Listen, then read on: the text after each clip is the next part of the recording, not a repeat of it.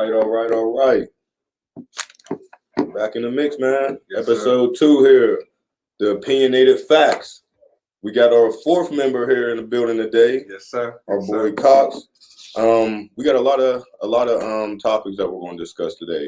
It's the last. What's today? The 28th, right? 28th. Yes, sir. So it's the last day of February, which we all know is Black History Month.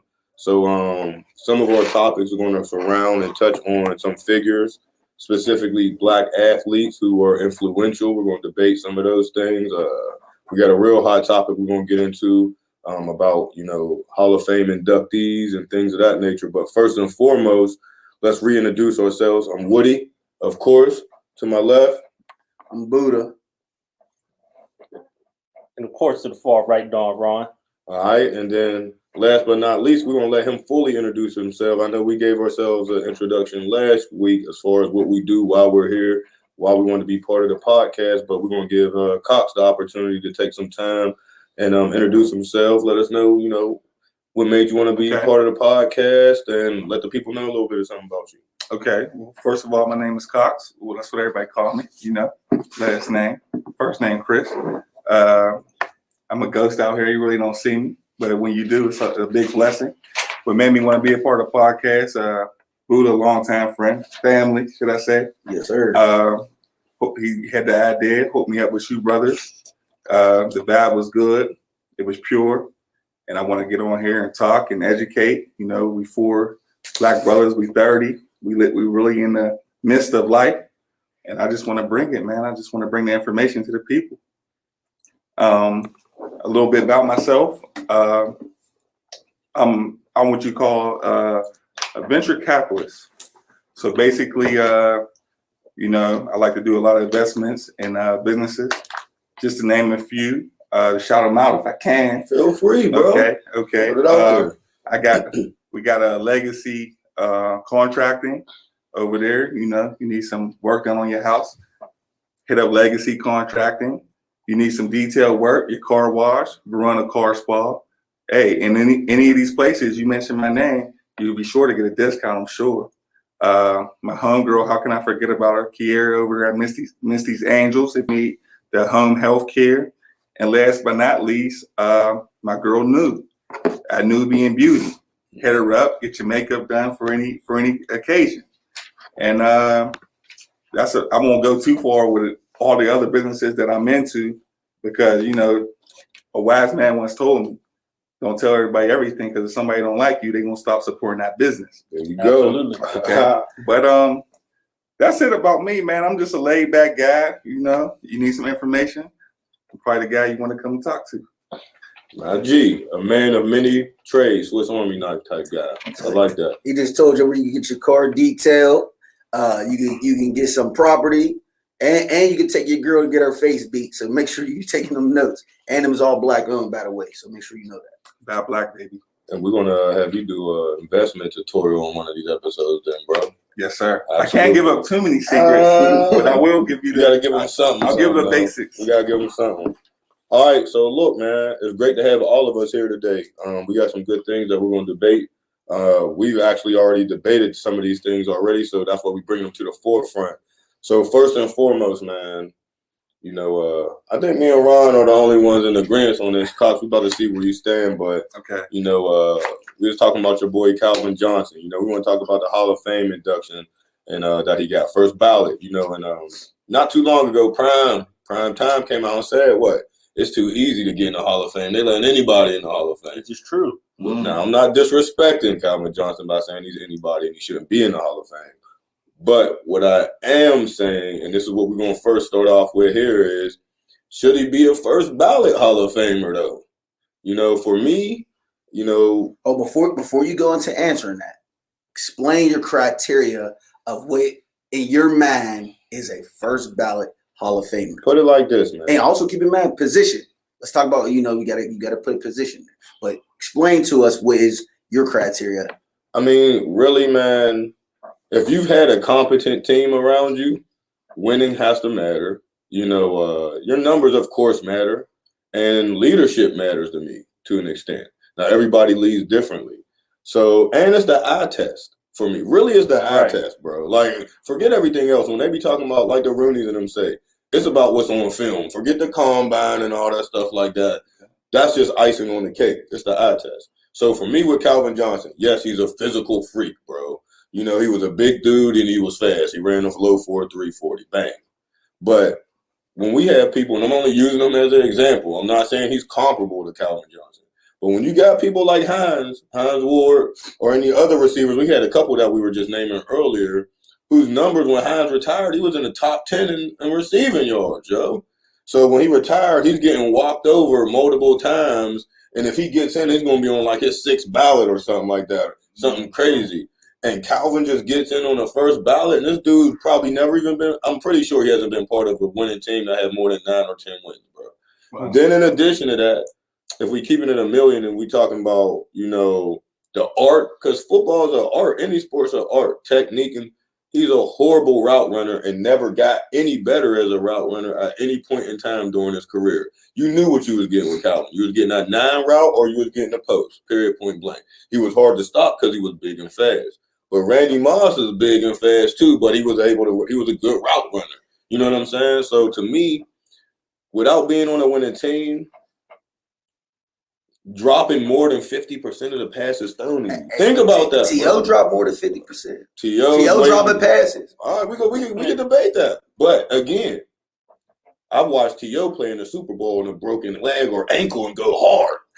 Had over almost 2. What do you have, like a $130 receiving, something crazy? Listen, I ain't disregarding T.O. He definitely does his thing. But we just enamored with Calvin Johnson's body size, bro.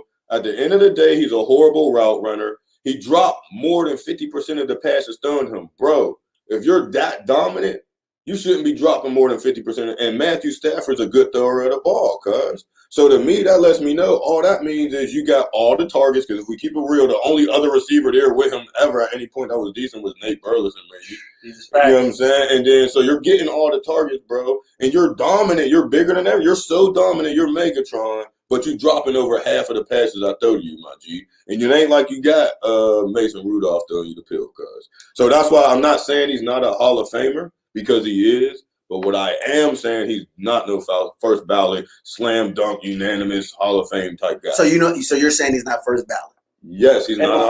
Before you hit your point, I was going to ask Cox his criteria. I just want to add in, there are certain variables that we're going to have to consider to the Hall of Fame. You know, we're going to take in stats. Like Wood said, to piggyback on, we're going to have to do an eye test. And most importantly, we all have to remember, it's a popularity contest. That's going to be point blank and period. And most important factor everybody likes to debate is the rings. So someone might have better stats, but this guy's a winner and this guy isn't. That's what it boils down to. So, Cox, I'm going to ask you, bro, what is your take on players making Hall of Fame? What is your criteria on players making a Hall of Fame? Specifically, NFL players on some first ballot Hall of Famers. What would be your criteria? So the criteria, you got to look at the body of work. But most importantly to me, it got to be the impact. And this is from pro, like when you vote these guys, and this was my thing. I did my research on this subject. When you vote these guys, you got to really think about the dudes that are on the field with this cat, right? So when they're saying yes, it's going to be a yes for me.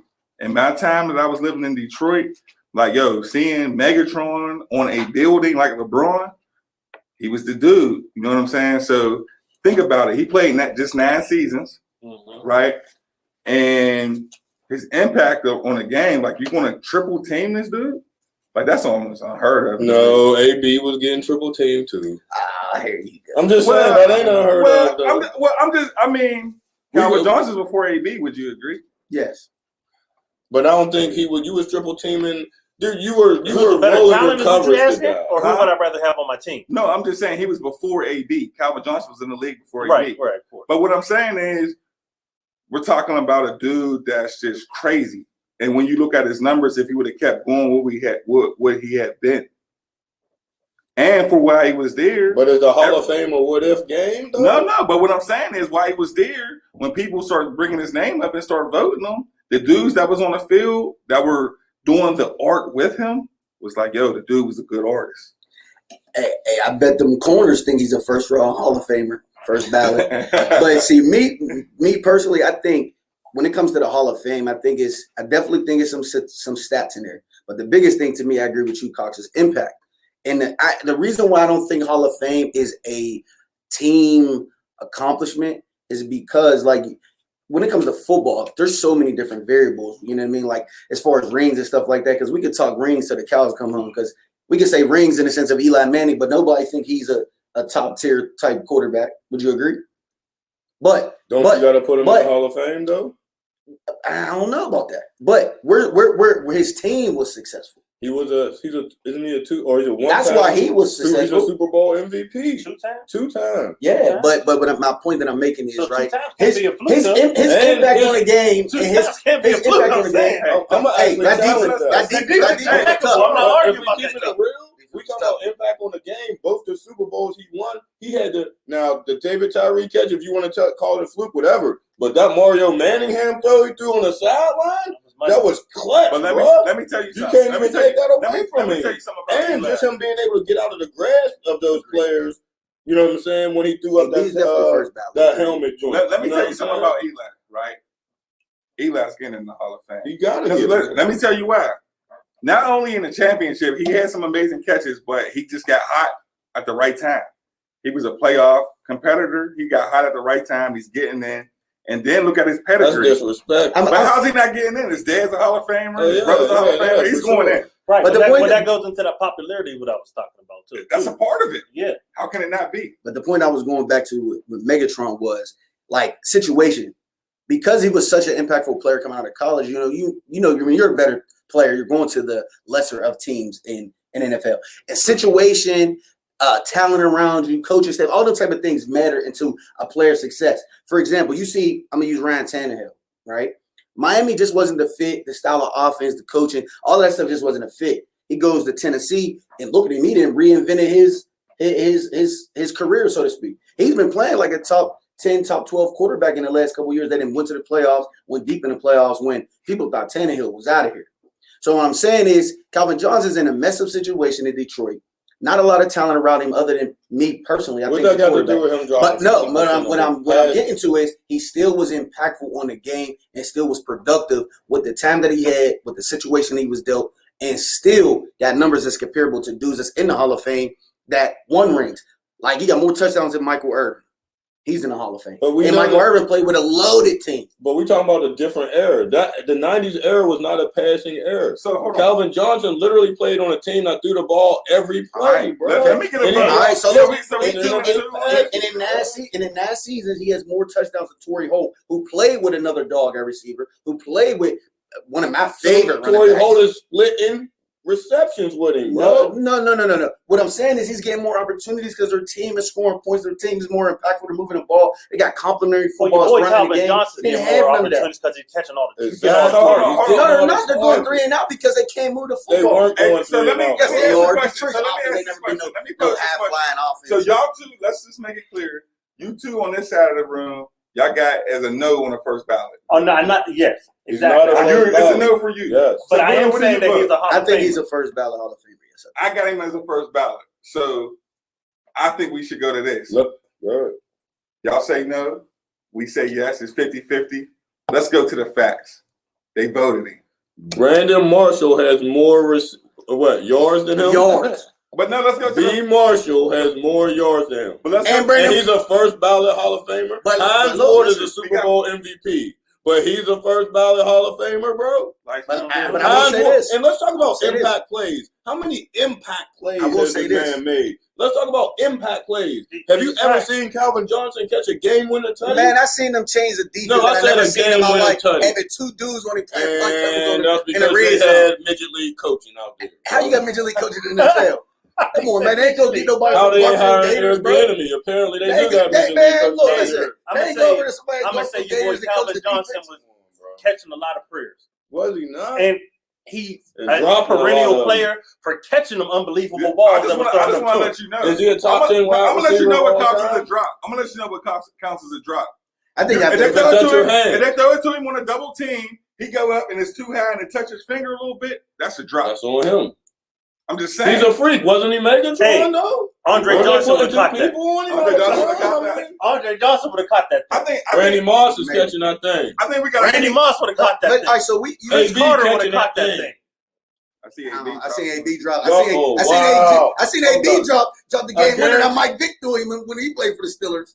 I seen that. You talking about a game that was week 10 in a week, and we was probably 14 and something. No, I ain't trying to hear none of that. He dropped it. Come on, bro. You ain't seen a lot of drops from AB. Yeah, you stop that. I'm giving you one though. Is that a playoff game? That was a playoff game? That catch you're talking about, he caught that. That was the judgment call by the referees. You talking about the one he caught it and then it touched the ground and it never moved. When he caught it with one hand, stop that. I ain't no drop. That was first of all, I watched AB win the Ravens game on his own, catch it and end it like it was a 3-pointer. We had to stretch it over the game and ended the game off. I think it's a stalemate. So look, this is my question. This is my question with Calvin. This is my question for Calvin, right? Since we going back and forth with production and all of that stuff, right? But we do agree he's a Hall of Famer. Right. Yeah, so what I'm saying is his talent is undeniable. So when you look, Reggie Bush's talent is undeniable. Don't say nothing. That boy Reggie Bush was undeniable. But there's a lot of running backs I think is.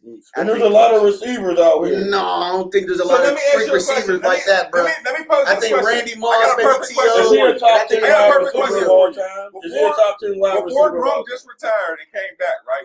When he first retired, right, with the Patriots, was he a first ballot? Gronk? Was he a first ballot? Without a doubt. And we don't got nothing more to talk about. Right. What? Because he didn't have that many seasons, and his impact was crazy, whether they was losing or winning. And Gronk was making plays to win games. So was Calvin Johnson. No, he wasn't. But Gronk's in a different situation. He wasn't. And it's also a different skill position. What you mean? You in position to be able to always make play to win a game. We might be able Agree, bro. Gronk is first ballot. We might be able to we're saying Gronk is first ballot. We're saying he is. Running backs because the depth. We're saying he is, but we're saying that running Calvin backs is have a deeper depth. Like more talented running backs that don't get enough shine. Look, I can't Calvin Johnson the top 10 receiver of all time? Yes. What? That's where you lost me. It depends. You want to know why it's so disrespectful to say that? Because there's wide receivers out here that are route. Listen, name 9 off the top that's better than him. We can collectively name 9. Rip it. Thank you. Larry Fitz is better than him. Larry Fitzgerald ain't better than him. I'll take Fitz. I'll take Fitz. Everybody's taking I'll take Fitz. He is Hall of Fame. I'll take Fitz. AB is better than him. I don't care what you're talking about. Who you taking first? Let's go ahead. We'll give you 2. But look, listen. We going Jerry Rice, I guess. You want to go Jerry? Of course. Randy Moss. Of course. I'm taking T.O. over. Yeah. That's 5. You got 5. Now everybody else is starting to Now let's start talking. Let's start talking. Yeah, let's start talking. You got 5. Go ahead. You got 4 more. Let's start talking. Let's go. Roll down that level. Hey, hold on real quick. I got my frat brother Terrence Garvin. He used to play for the Steelers, Miami Dolphins, and the Redskins on a live. You know what I mean? He's agreeing with us. He thinks we've been disrespectful to some of our comments about Calvin and Gronk. But TG, I just wanted to shout you out because we're gonna try to get you on here later in the month. All right, bro. Salute. Look, Calvin Johnson, bro, is not a first ballot Hall of Famer. Being in the Hall of Fame is an honor. Being a first ballot Hall of Famer, you ain't never had a winning season a day in your life.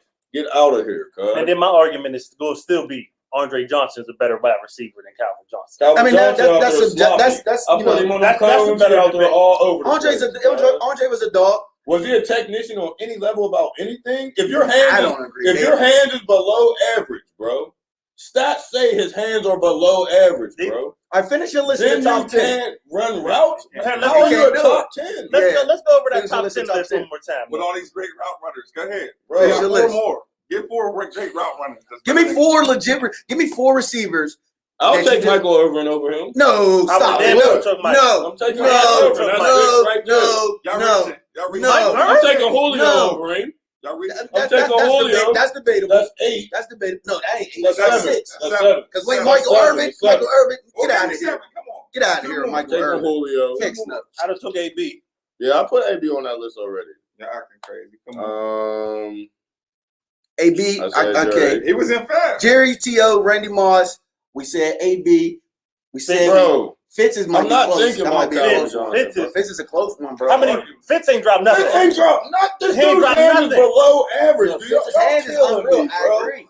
I agree. Y'all talking about wide receiver. What's the job at wide receiver? To catch the ball. Damn ball, bro. Nigga, if you drop 50% of your passes, you ain't efficient. T.O. dropped his passes. He T.O.'s way better than him. Come on, you can't compare that.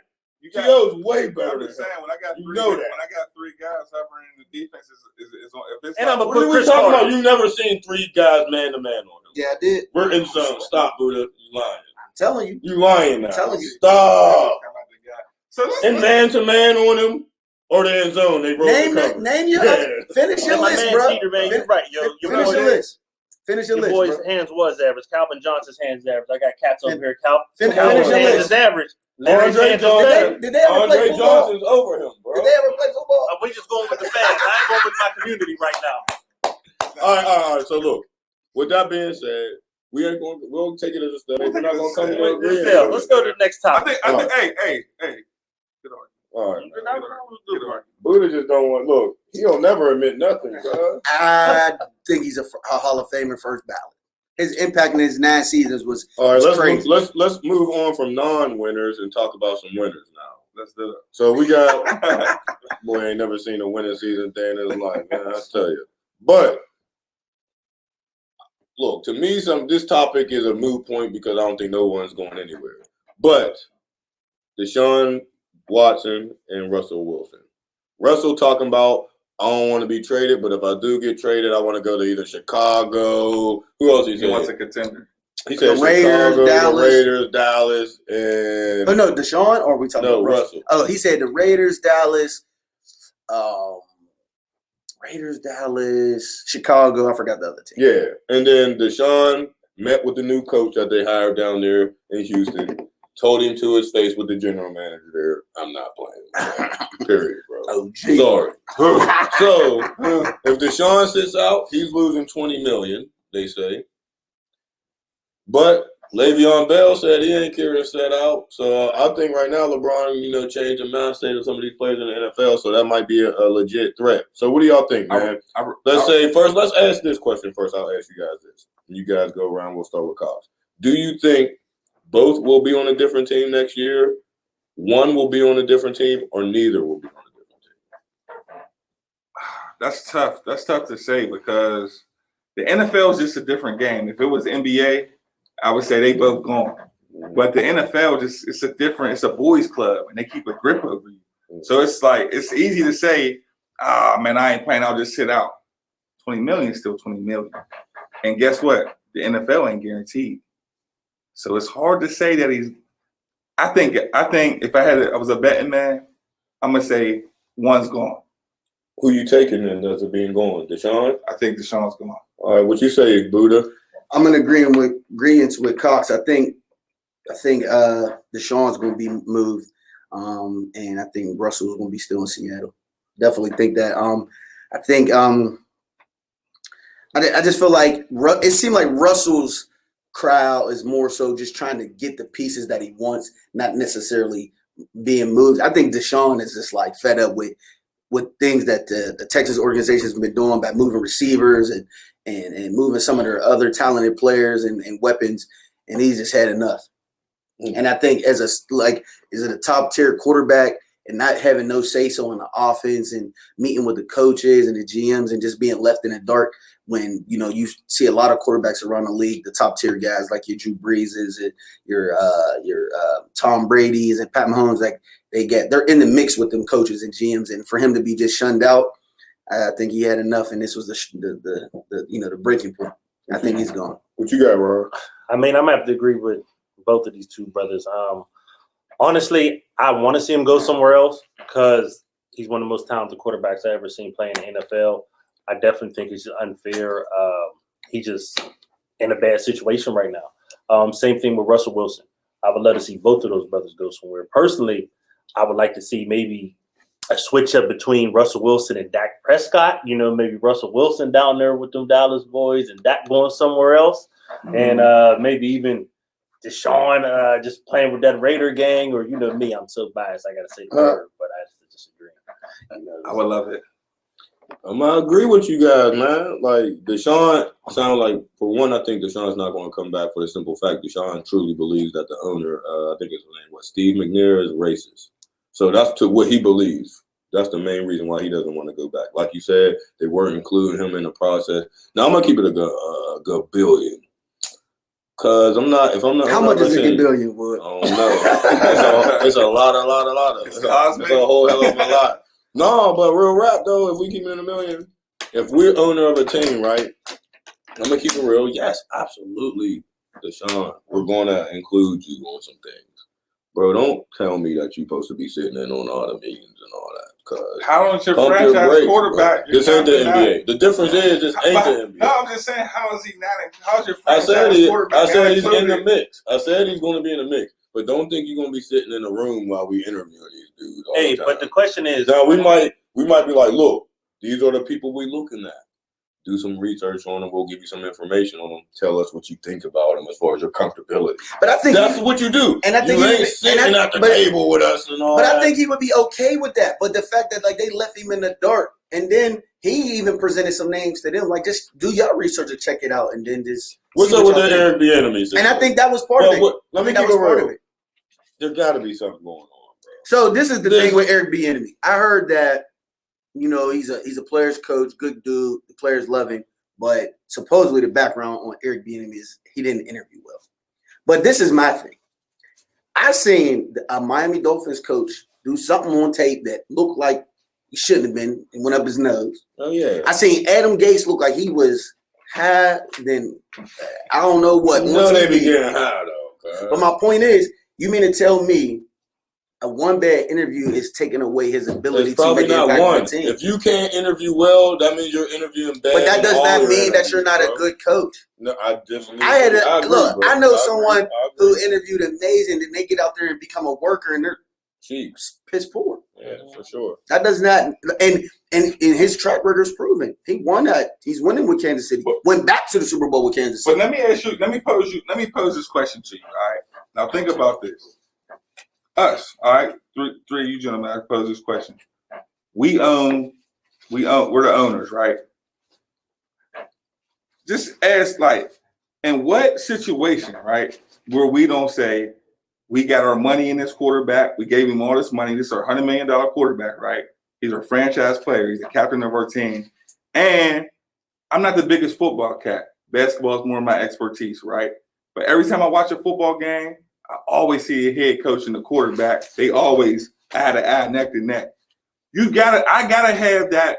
I gotta have that. The situation. I gotta have that. Tomlin and Ben like that. I gotta have that. But no.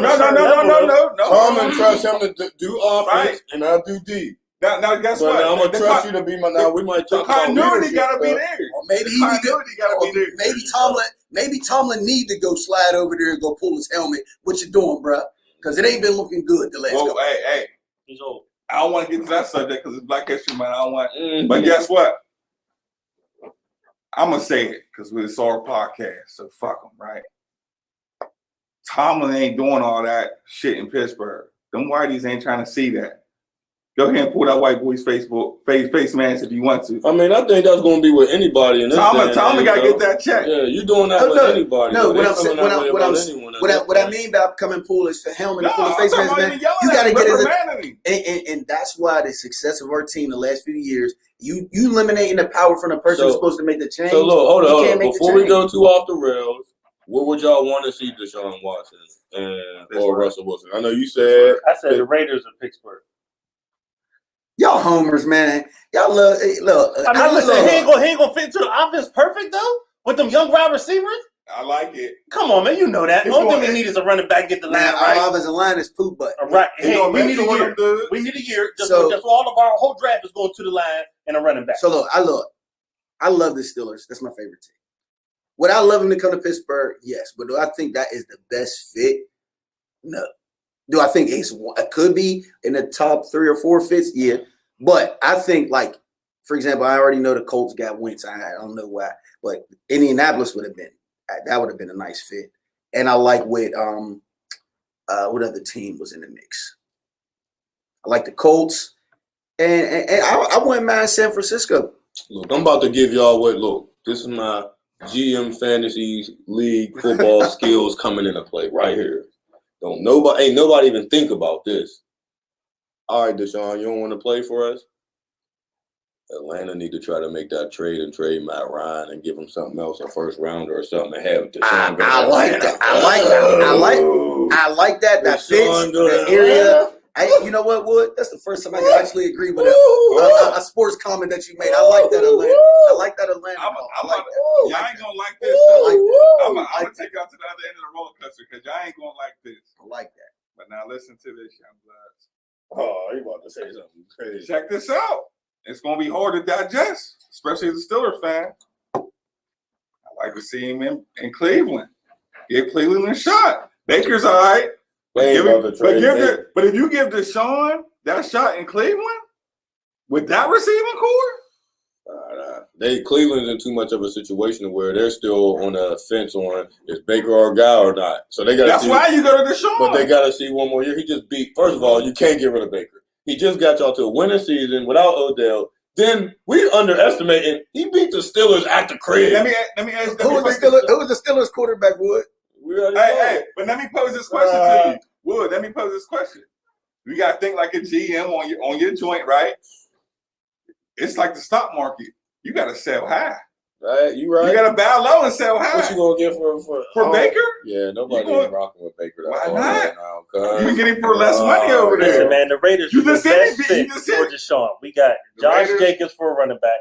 Line is decent. He got Gruden. He gonna get receivers. He gonna drag somebody else to come with him. Hey, I better start with that Gruden. Gruden a little overrated. Oh man, he a good coach. Yeah, man, he done brought the boys back from nothing. It was looking shaky these first two. So let's go with this then. You saying you want to see Raiders or Pittsburgh? Who's that? Russell Wilson or Deshaun? Or both? Deshaun. Russell, that's a toss-up. I'm saying I want to see Deshaun with Atlanta. I actually like that Atlanta would, but I would have. I know the Colts got Carson Wentz, but I would have preferred the Colts or Atlanta. I like that Atlanta. All right. And Cox, you said who? What say you? I'm sticking with the Browns. Who got the best GM hat on? Y'all got to give me that. No, that was a smooth. We gonna look nice, bro. Hey, I'm gonna salute that. Look, Deshaun, boys are like, and you know why I like that? I like because of the culture. The culture and everything. Yeah, he gonna be in Magic City. He gonna be in Magic City with TIP. All right, so let's move on. The next topic is actually kind of off topic of sports. Like we said, we'll be discussing more things in your sports. We'll discuss social issues. We'll discuss just topics that deal with relationships and things of that nature as well. So our man Cox, had a good idea. He just got back from vacation, like we said last week. He wasn't here because he was in Vegas. So we got a vacation type question. You know what I mean? Shout out to the Stadium Swim out there in Vegas. They really treated a brother real nice. Yeah. Cool. So this is a question I guess we all men, chime in. Ladies, you could say how you feel about this, but as far as fellas, Cox want to know, how do we feel about our women going on a ladies trip? And then vice versa. How do you think our ladies feel or women feel about their men going on a guy's trip? Now, to me, what are we defining as a lady? Now, is the guy's trip, like, are we talking out of the country to another state, or it don't matter? It don't matter. Don't matter. Girls trip. Don't matter. Because for me, it depends on where you're going. They out of here. What did that matter? What did that matter? Listen, I'm gonna let y'all take the reins on this. I just want to set the framework. Yeah. Listen, if a female, if they going off on a trip, they going off on a trip. It don't matter where they go. I don't care if they going to Louisiana for Mardi Gras. They going to the Toronto. They going out of the country, Bahamas. They going out. They gone. You ain't in your sight, out of sight, out of mind. Mm-hmm. So Cox, did you build this? You create this question? Why? Do guys feel uncomfortable about it? Or are you worried about what your girl may be doing? Or are the girls worried about what we're doing when we're going on a guy's trip? No, because this is what made me really think about it. So, I go on trips with my guys and I go on trips with my wife. Mm-hmm. All right. So it's a different feel when you do that, right? So I'm gonna be honest, you naturally feel a little bit more freedom when you with the fellas. You with your wife, it's a more intimate thing. It's y'all two versus everything y'all doing it, right? So my wife does go on ladies trips, right? And I have a lot of female friends, you know what I mean? Been blessed for that, you know what I'm saying? A lot of beautiful ones at that, you know what I'm saying? So it's just like, I never think about it. When my wife goes out of town, I'm never like, dang, man, she's headed to Mandingo land. You know what I'm saying? I never think of it. But you know what I'm saying? So me personally, I just feel like, I'm just hoping she enjoy herself. She get a breath of fresh air because what she do at the crib is immaculate. Do you know a lot of guys that feel that way though? Like, what is my That's why I'm posing the question. You feel me? And I want to get y'all feel on it. I mean, so first I want to address the whole when you out going on a trip with your fellas, and then when you with your lady. Okay. I think one is because like now you're doing everything in pairs when you with your lady. Right. You paying the food, everything's dope. Right. You know what I mean? Versus with your fellas, it's like, I don't want to go, I'm leaving, bro. But keep it moving. I already landed to the destination. You know what I mean? So I ain't gonna wait for you, or if you want to get left behind, it's on you. I ain't got to pay for you. You know what I mean? That's on you. So that's the one part. But as far as like how do we feel about our ladies going on a trip? I mean, you got to create balance, bro. They got to be able to do some of the things they want to do, have fun with their lady. Do I always be 100% comfortable with it? I'm gonna sit here. I ain't even gonna tell you yes, because that's a lie. I don't be 100% comfortable with it because I done seen some things happen on vacations, bro. You understand what I'm saying? Let's say some things. So it's all about you trusting your lady. You know what I mean? Her trusting you, and y'all. I guess which y'all both have to lose more so than this temptation can gain for you. You know what I mean? Or just don't tell me. Let me not find out. Hey, right. Sight out of mind. I mean, absolutely. If you keep, for me, it depends on how long you've been in a relationship, too, how old you are as a man and female, as far as where you are in life. Like, I'm 35.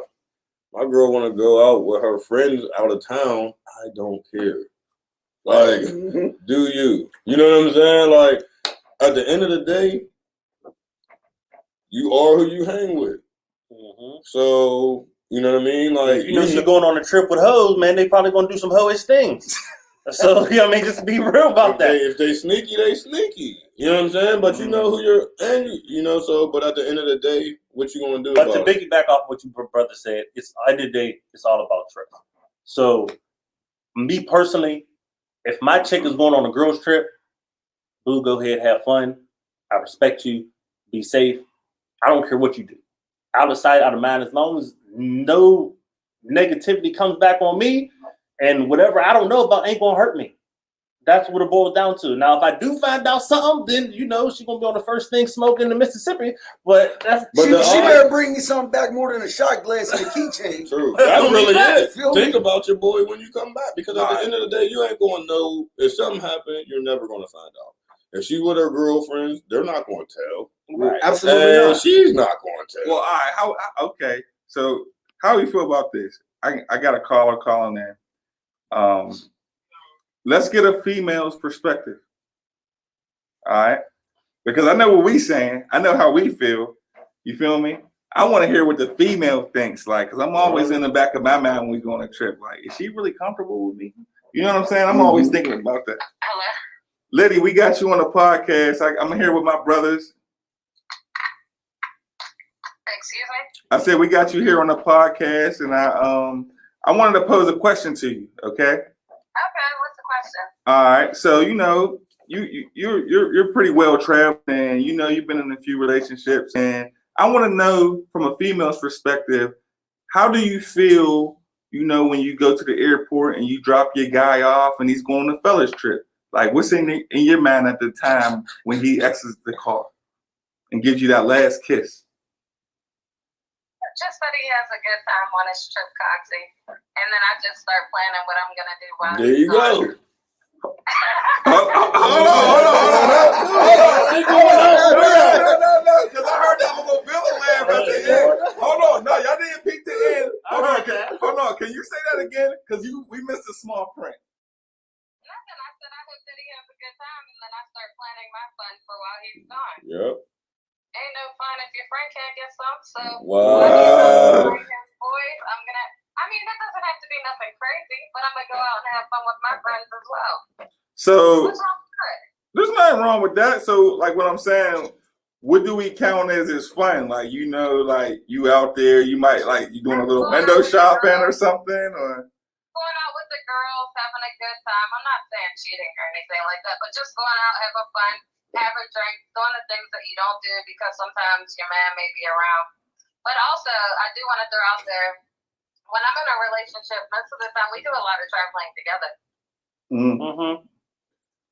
So it's not going to be too many. So I got a question. When you traveling together, who do all the paying for stuff? You or your man? It depends. I mean, most of the time the guy will, but you could, I mean, I don't mind going in on stuff like if there's, when we're booking the trip, it depends. It depends on the trip, bro. see that's why you gonna be married. Hey, hold on. I got a question for you, though, real quick, sweetheart. So, what type of fun can you have by yourself that you can't have with your guy? You mean with my girlfriends? Yes. Oh, we might want to do like a spa day, go get our nails done. I feel like it's different when you go out with the girls. Like, you guys are going to go drink, be silly, dancing, turn up. It's a little bit different than when you're booed up and like going out to a lounge or something with your guy. Okay. Different freedom. I just think when the girls get together, like, it's fun. Like, especially if I'm in Pittsburgh with my Pittsburgh friends, like, we're going to go out, we're going to dance, we're going to be laughing, reminiscing on old stuff. And it may not be things that you want to really talk about with your guy around. I like that. Gotcha, I like gotcha. that. I like that answer. I like that answer. So based on that question, I'm gonna flip it. So fellas, what is guys type entertainment? Hey, Wick. What do we think is fun? We thank you for calling in. Now, you know, we gonna get to it. We appreciate you. Yeah, thank you, Wick. Thank you. All right, no problem, y'all. Have fun. All right. So I like that question. So Ron, I'm gonna pose the question the opposite way that you just asked. Now on the fella side, answer that. What Ron was saying to her is like, what's considered fun, like female fun or fun that you wouldn't do? Well, you know that's just gonna depend on you gonna know what type of lady you have at home. All right. Was she secure what you doing, and was she's not secure what you doing? Right. So I'm gonna be honest. I'm gonna let it go. So you know, and I'm assuming I think I'm the only one that's married up here that went all the way, right? So when I go out with the fellas, right? Now, be honest, when you getting ready for your vacation, you've been doing a little bit of training, be going a little extra hard in the gym. You feel me? True. You're not going all the way there where you cheating on your wife or something like that. You just like to be out with the fellas, y'all having a good groove. You like to be recognized by other talent. That's what everybody wants. Why you think your woman get dressed up to go out with her girlfriend? Not only for themselves, but if we keep it 100 and we being like human beings, you want to know that you look nice. You know what I'm saying? At the end of the enjoy day, the attention. Absolutely. You know, now to what extent is all different. You know what I'm saying? But that was A. You know, it's all it all depends.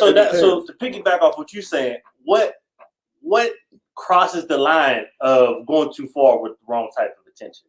As far as for a woman, your woman? Or both of us. I mean, if we're talking physical, any type of, to me, physical touch, especially on a woman, you know what I'm saying? Right. Like if you was out at the club, right? Or if your woman was out at the club, you went out with your homies. She just happened to go to another club with her girls that night, and you went out with your homies that night. And then you somehow bump into each other at the same club, and you walk in the club and you see your girl at the bar and the dude got his hand on her back like this and she don't got no problem with that, you gonna have a problem. That's too much right there, cuz.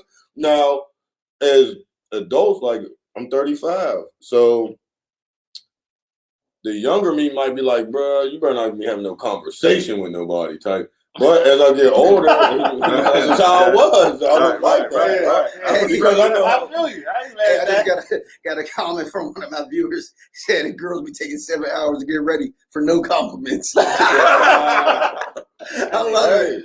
But you know what I'm saying? Like, so it all depends on what you know. And some dudes might not care about stuff like that. But as you get older, you know, go out, have a good time. I don't care, conversate, whatever the case may be.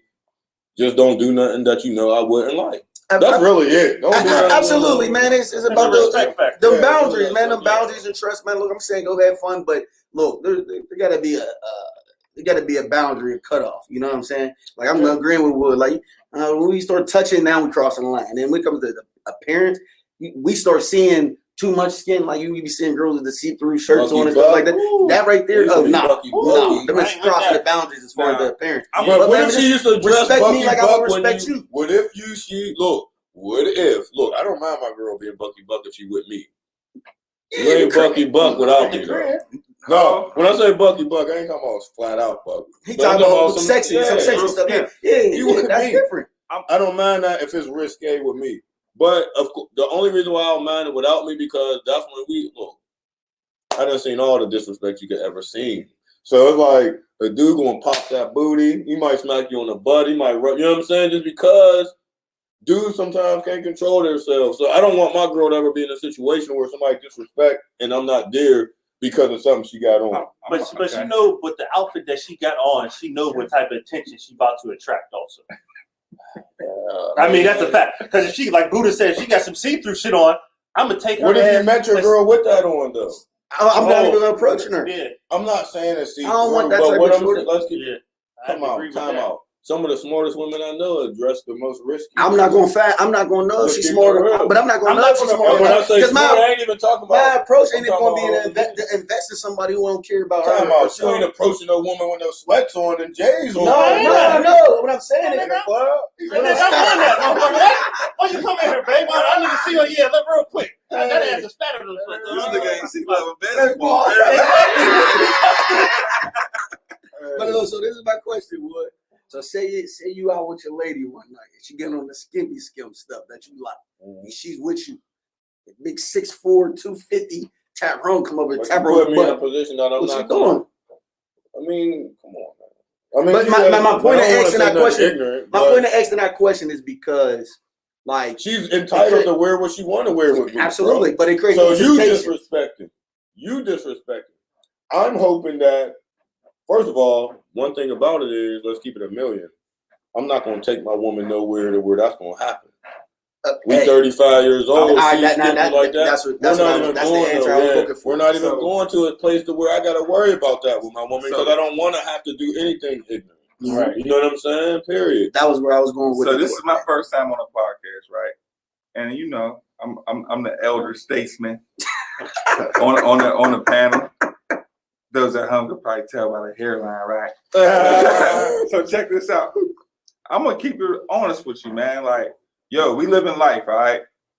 We won, and I don't know how many billion people was running around this earth, right? We all up here. We all successful. We all young, healthy. We black men. You feel me? There's a million of us. You feel me? So when my wife goes out of town and all that and all this, right? More than physical, you know what I'm saying? You know what I mean? Because people gonna do what they do. And whatever you don't know ain't never gonna hurt you. This is what really like gets me on that type of level with this situation. Mm-hmm. Like, I ain't gonna say I don't care what you do, because naturally you're gonna care about certain things, right? Now, just don't come back in love. Or with that motherfucker on your heart. You feel me? And don't get it fucked up. Like, listen, don't get it fucked up. Javier down there in the Dominican Republic, they ain't have to stick it in her. She back at home thinking about Javier while we at the kitchen table. Javier slinging that late check. No.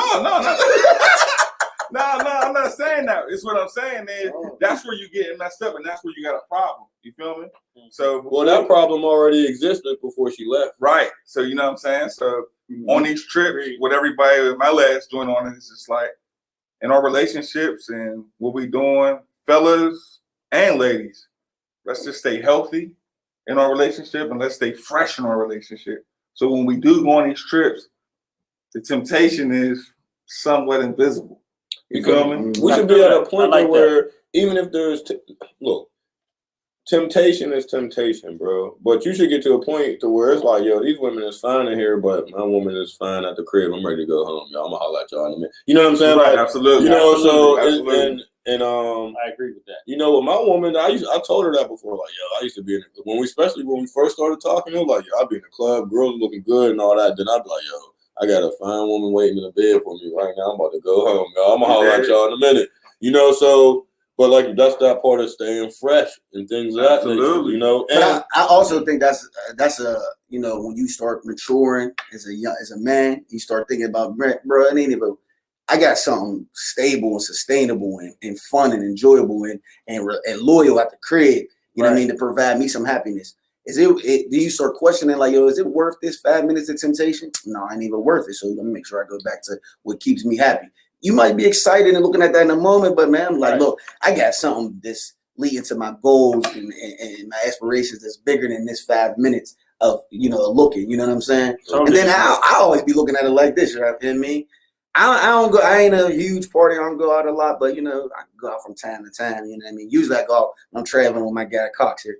But when I do go out locally, I be looking. I be like, it's the same people I see 3 months ago when I came out. You ain't never left. I'm like, I'm cool, bro. It's gonna be Pittsburgh. What? We got 100 and some thousand black people in Allegheny County, bro.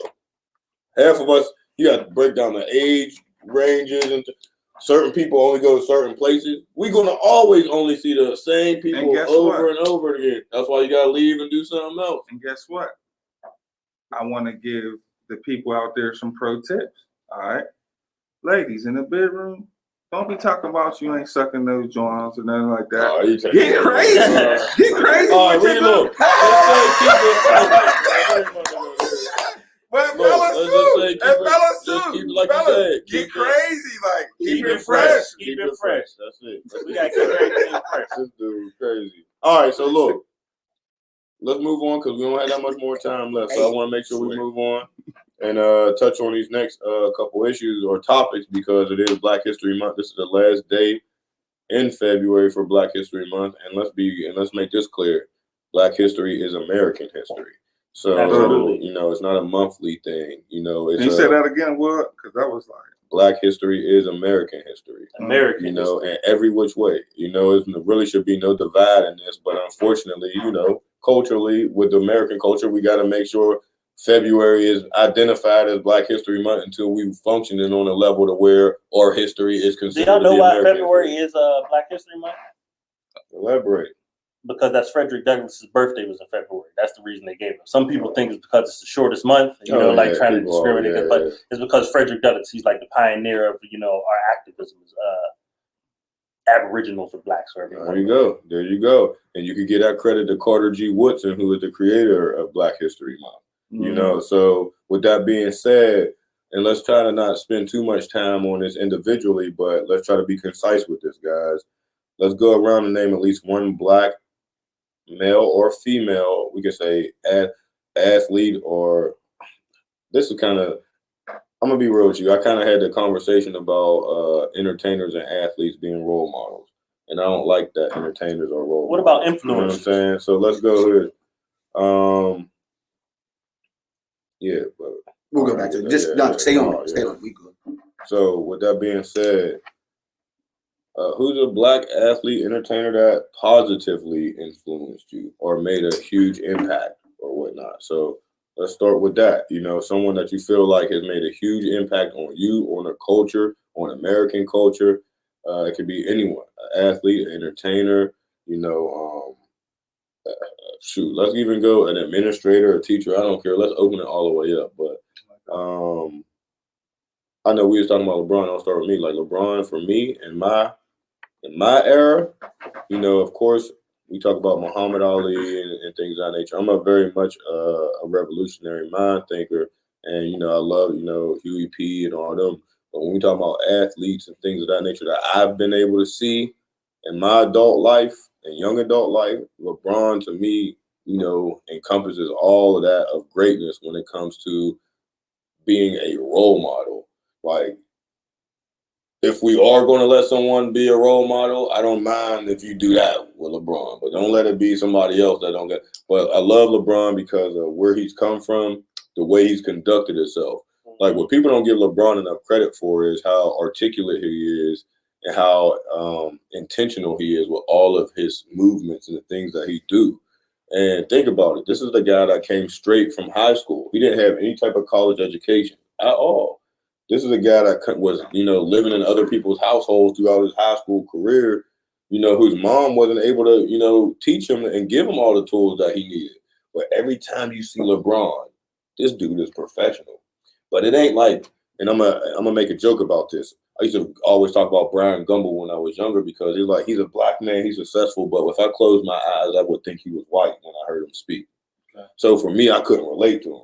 Like LeBron's professional in a way that I can relate to because, you know, he might go into a meeting, he could be, you know, he got his tattoos, he could dress in a three-piece suit, but he could also be professional in a hoodie, a hat, and things of that nature. It's just the way he carries himself, and no one really taught him how to do those things. Those are the skills that he developed over time, and he didn't lose himself in the process. For as big as he is, LeBron could easily have lost himself, but LeBron made sure he stayed 10 toes down in his community, and then also make sure he speaks on the things that he sees that are injustices done to people that look like him in other communities similar to the ones that he grew up in.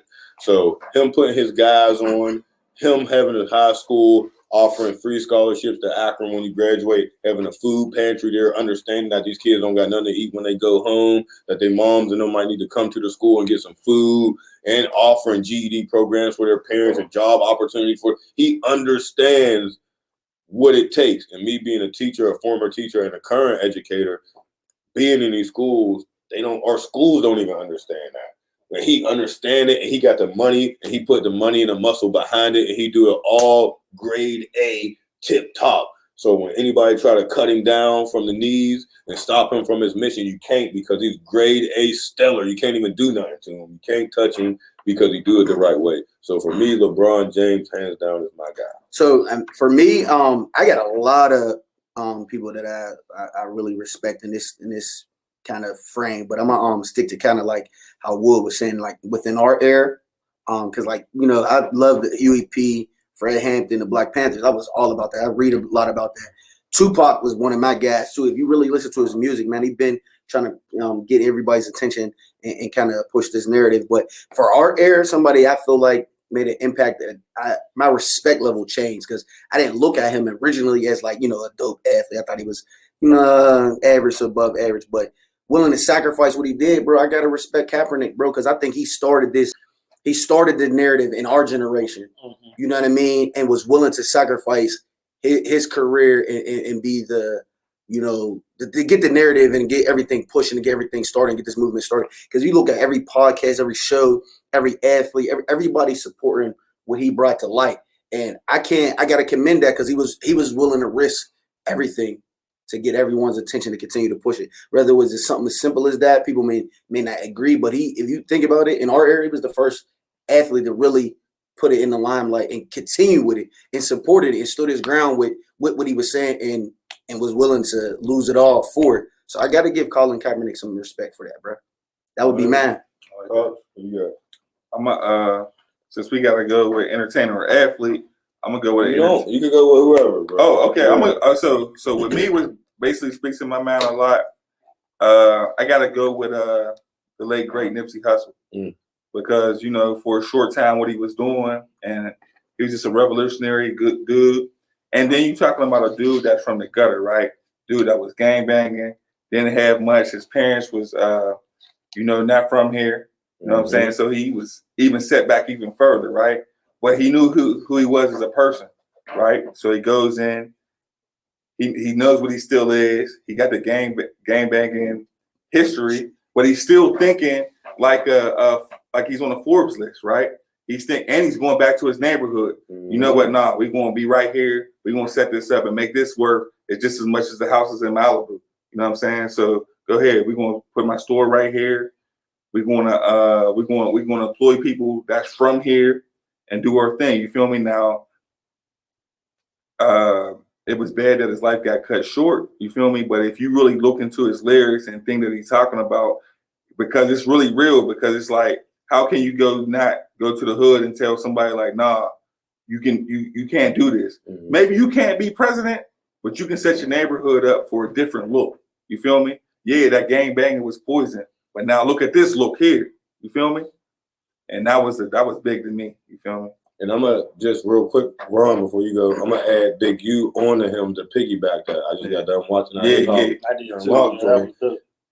And a lot of that, I gotta check that out. Is from Big U as far as pushing some of that stuff. So Absolutely. And that's what I'm saying. Like, so when people talk about changing narrative, like a lot of us was lucky, especially us four up here. We was lucky to see both sides of the things and being able to have the opportunity and being blessed with different things financially and things set up in our life that we can see different things.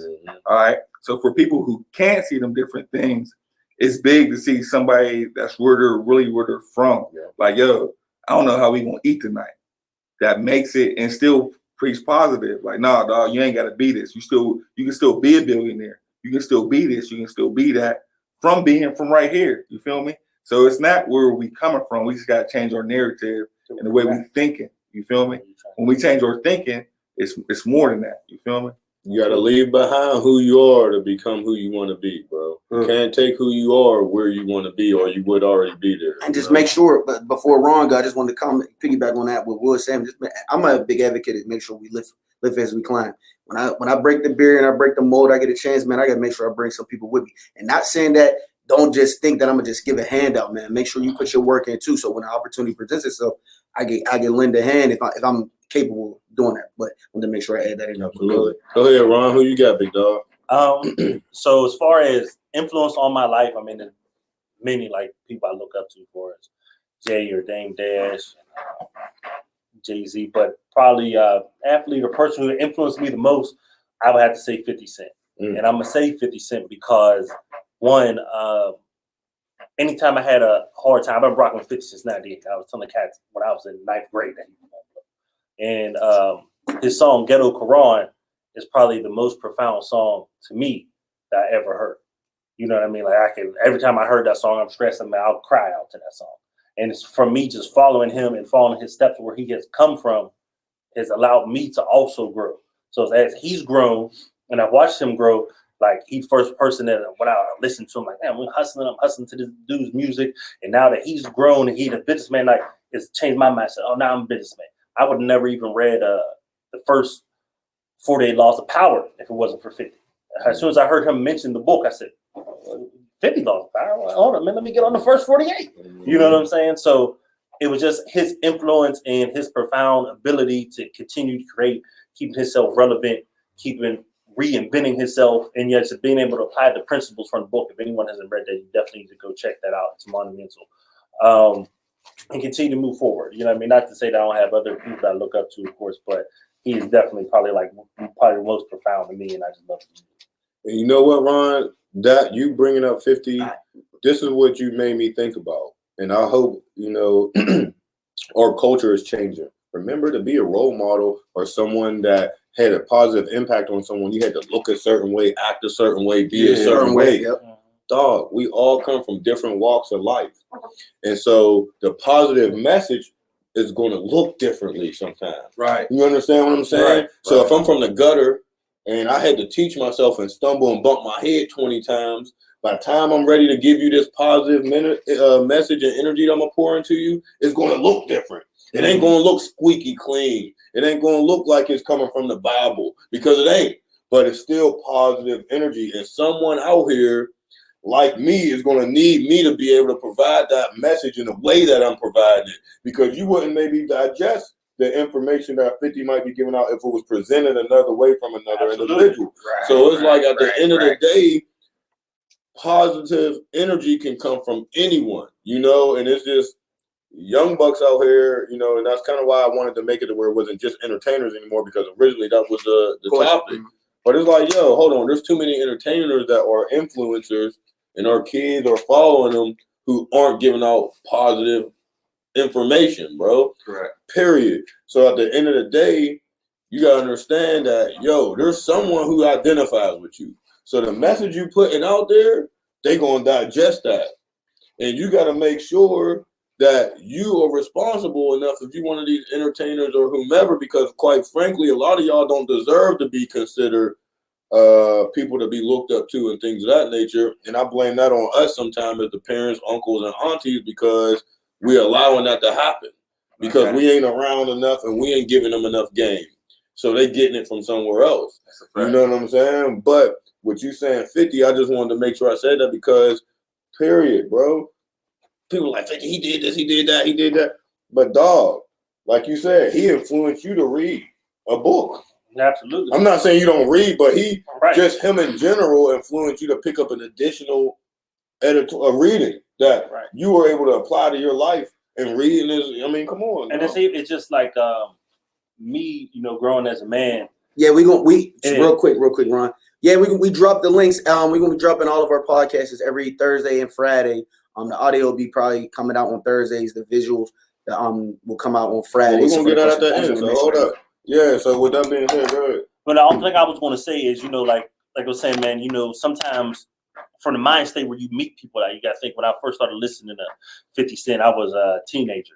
You know what I mean? He's already a grown man. So, things that I'm getting ready to go into, he's already gone through or is doing as I'm growing. So, as he was able to evolve, that's what's able to push your evolution. And I think that's a real important that we have to keep in mind that, we always have someone looking at us. You know what I mean? Regardless of us being right here, I can get inspired just from looking at all three of you brothers right now. He's doing this, that inspired me to let me go do this. Let me change it all and let me check myself. You follow what I'm saying? So I just think it's important to always keep in mind that one person, no matter if one of us is always going to influence 1,000 people, because our energy right here today is going to spread off to another 1,000, each individual us, and that's going to transform and go somewhere else. You know what I mean? So I just want to say that energy is never lost nor found. It's always evolving. It's always transforming from one place to another. Absolutely. So what we want to do, because we only got a couple more minutes here, we're gonna go. We got a list. We got one topic we didn't get a chance to get to today, which is fine. We'll touch on that later on. But what I want to do is to close out. We'll give our information as well, but I want to make sure we just acknowledge some people that we felt that should have been acknowledged for this month of Black History. So for example, we're going to give you guys some names. You can do your research. Some of you probably already know, of course. But we got a few individuals that we want to shout out for Black History Month. So, for example, the first Black NBA players that we had in the NBA, we have Chuck Cooper, Nat Clifton, and Earl Lloyd. Those are three individuals who were able to pave the way, for other African-American males like Jordan, Allen Iverson, LeBron James, Steph Curry, KD, all these guys to be able to speak their mind, to dress the way they want to dress and things of that nature. So we got to pay homage to them because they weren't able to come in that way. They had to come in and assimilate to what the culture was already in the NBA and deal with the discrimination that went along with it, just like Jackie Robinson and them had to do as well. So we wanted to salute those individuals because those are names that you typically don't hear. The next name, I know me and Will was talking about this topic. We brought this next name up because a lot of people, when you're younger, everybody asks you, what you want to be when you grow up? They say lawyers and all that stuff, and then you start getting older and you start thinking that career path is really so far off. But there's someone that I know personally, and he's also a member of Omega Sapphire Fraternity, and being the fact that he's a younger gentleman, he's actually younger than me, and to cross the barriers of being a judge. His name is Hanif Johnson. I wanted to make sure we highlighted him because sometimes I think people believe it can't be achieved, and seeing that young brother be able to achieve that goal, man, I think he's moving mountains. And now hopefully that inspires more young brothers and sisters that want to be judges, lawyers, and really see that they can obtain this if they stay the course. So that's one person we wanted to highlight for Black History Month, Hanif Johnson, a member of Omega Sapphire Fraternity. The youngest circuit judge here in Pennsylvania. He's 27 years old. He's in Dauphin County, Pennsylvania. And it wasn't all sweet for him. He's an alumnus of Penn State University. Mm-hmm. He had his run-ins with the law. And I actually used him for a lesson on growth mindset because when he was in school, he was arrested 3 times and in prison 3 times.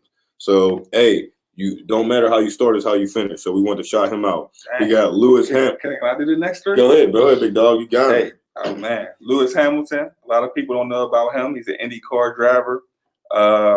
He's from over the way. His brother's disabled. His dad really locked in. His dad went to work every day. He spent all of his money on his sons being successful in the race car industry. All right. And he's on top of it. All right. The next person is Serena Williams. You figure her sister got killed on accident, drive-by shooting.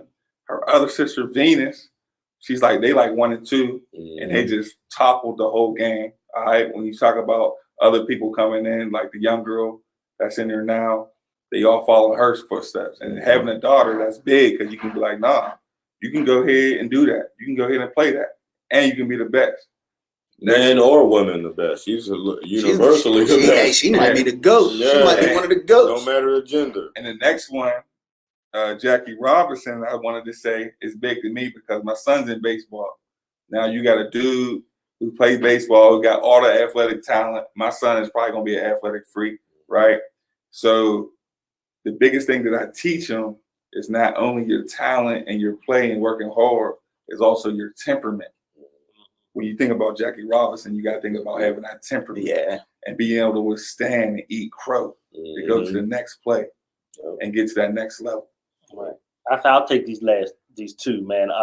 One of my personal favorites, man, of course, Muhammad Ali, man. This guy, I mean, his track record speaks for itself, man. Being able to stand up against the Vietnam War, getting his belt stripped, still coming back, winning that thing back, dropping boys, telling what round I'm gonna do it, and I'm still pretty when I do it, you know, of course. But and then also, like you spoke on, man, Jesse Owens. I'm winning gold medals in 3 different events in Germany, in front of Hitler. And that man was so swole, he couldn't even get me because I beat his own Aryan race for Black History Month, by the way. But, you know, and then I'm going to let Buddha take these last couple ones right here. So I wanted to acknowledge some people that was, you know, the first Black NFL players. You know what I mean? A lot of people don't do their history. I mean, me, I'm a football savant. Anybody know me? I sit there and watch football all day and night, watch film all day and night. So I want to just give a couple names. Fritz Pollard and Bobby Marshall was the first black players that make it to the NFL. So I know a lot of y'all young cats out there probably don't know that. And I just think it's good to know your history because, you know what I mean, these people paved the way and endured some things. You know, Jesse Owens, Jackie Robinson endured things that, man, I don't even think there's no way I'd be able to do it. And they paved the way for us to create opportunity so that we can believe in it. Look, I just look over their sports at now. Predominantly 75% of the NFL is African-American. And some of these guys were the starters and had to endure craziness that made it excellence for us. Anybody else y'all want to throw? Y'all know we had Gabby Douglas, man. I feel like she's the up and coming. We got to highlight some of the up and coming. Arthur Ashe, who was major in tennis. Come on, without Arthur Ashe, you know. How about we ain't talking about Camilla, vice president? Man, shout out Camilla. Well, if we're gonna shout out Kamala, we gotta shout out Shirley Chisholm. She's the first Black woman to run for president. The first Black person, period, to run for Michelle Obama, Barack, man, we definitely got to throw them out there, man. Michelle's impact on the young women that in that 8-year span was crazy. You know, FloJo. You know, there's a lot of people out here.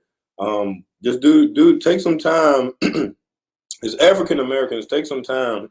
Go on Google and just Google. You know, famous or first. For African Americans, famous African Americans during the Revolutionary Movement, things of that nature. You know, the first person that set foot on Antarctica is a Black man. You know, things of that nature. We created the air conditioner. You know your history a little bit, guys. When we talk about the Ford automotive industry and their organization, a Black man helped develop the assembly line, but he doesn't get credit for that. Jack Daniels, the recipe for that was a Black man's recipe.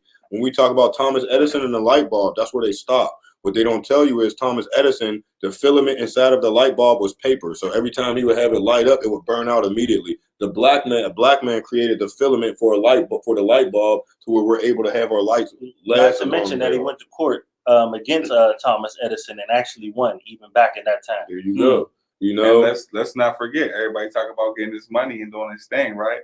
They talk about what's the richest guy right now? Bezos, right? Yeah, let's not forget about Mansa Musa. Yeah. You know. Absolutely. Milk and honey himself, you feel me? Absolutely. Yes, sir. So, just take some time, because there's a lot of things, within American history and culture that Black people had a huge hand in or created. And unfortunately, during those times, if you were a slave or, even after that time, we had the Jim Crow laws. I mean, people's ideas were being taken because they couldn't file for patents and things of that nature. Absolutely. So there's a lot of great inventions and contributions we've made. It just takes some time and Google search them. You use Google for everything else. But with that being said, I wanted to make sure we wrap up our episode, man. This is episode 2. Yes, sir. But before we'll actually close, I always want to close with making sure we highlight some Black businesses, Black entrepreneurs. First, I want to I see Cox right here. Project Game. That's LaVon's company. His educational mentoring program. He got a GED program. Make sure we salute LaVon Wesley right here, Wood.